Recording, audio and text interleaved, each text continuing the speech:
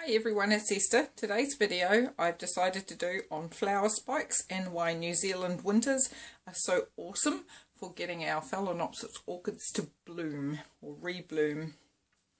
So sometimes our Phalaenopsis gets partway through our flowering and decides that it's going to do some more, as the picture in front of you here. So quite often the flowers at the bottom are slightly starting to fade, as these ones here are starting to bloom and open.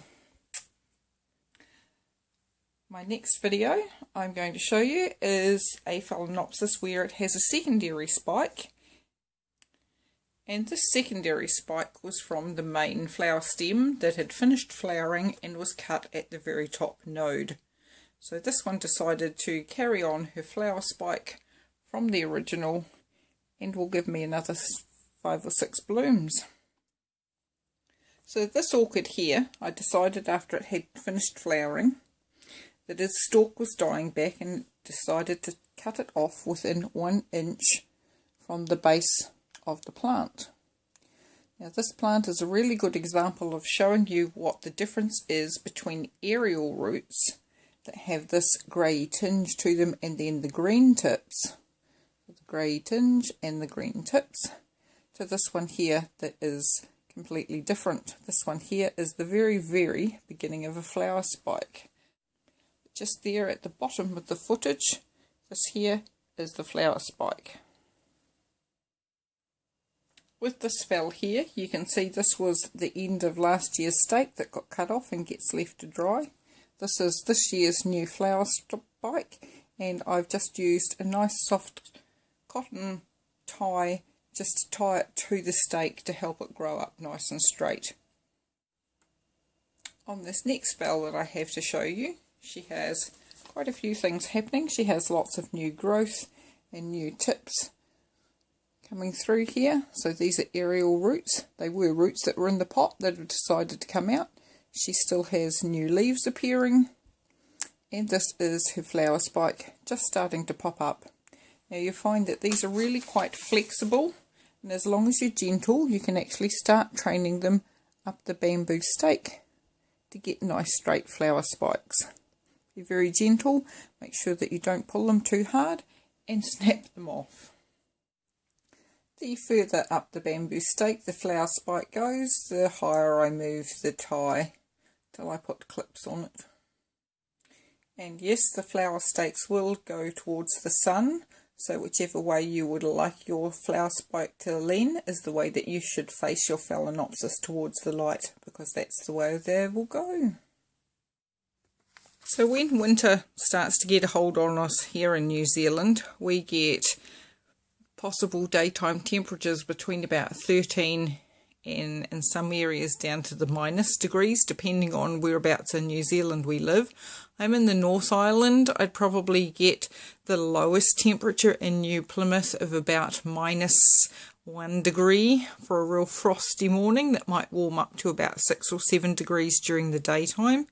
So the cold is not so great for the fells. They don't like anything below 15 degrees. Anything below that temperature, you're actually starting to damage them. So I'm trying to keep my house up to about 18 degrees.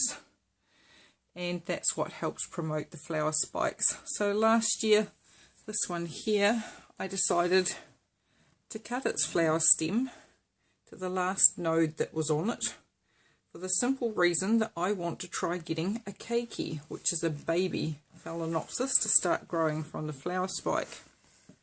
So this one here, on that very last nubbin, is actually starting to get a bit of growth under there, which was a bit of a surprise,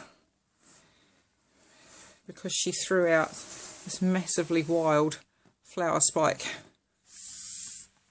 And that one I just let it go because it was in my laundry and I wasn't really watching it. It grew so quickly, it got there before I even noticed.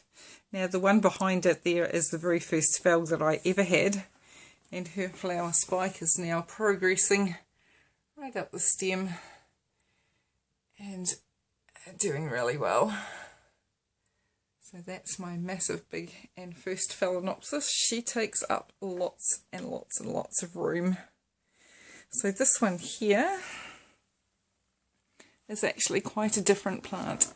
you may notice that its leaves have got quite a bit of purple tinge to them, and her stem is like really a different colour than all of the other ones. But the reason being that this one here is going to have a burgundy flower, really, really deep burgundy. And the one here over the back, she was another kind of a rescue one with all sorts of weird shapes of leaves. But she's getting a nice flower spike. And as they get a bit older and closer to flowering, you can see the buds starting to form. And then the buds start getting into little round ball shapes. And from there on, you have your flowers starting. So for the people that live up in the northern hemisphere and that don't get the temperature drops like we do here with our winters, find it much harder to get their Phalaenopsis to get some flower spikes on them. They have to try all sorts of tricks with ice trays of water and things, but phals are tropical plants. They like the warmth, and anything about 18 to 28 degrees is where they like to be. Now, the other thing, if anyone knows Taranaki, or the region that I live in the North Island of New Zealand, when it's winter we get plenty of rain, and your phals love some rainwater. So save up some rainwater for them and give them a water with that in between the times that you're giving them a fertiliser drink of water. And they're going to love you for it. Alrighty. The other trick that I do with my phals, if I'm using the heaters in winter to try and keep my house warm, you notice here that I have a bit of sphagnum moss, and I come along with a little hand sprayer and I just dampen that moss.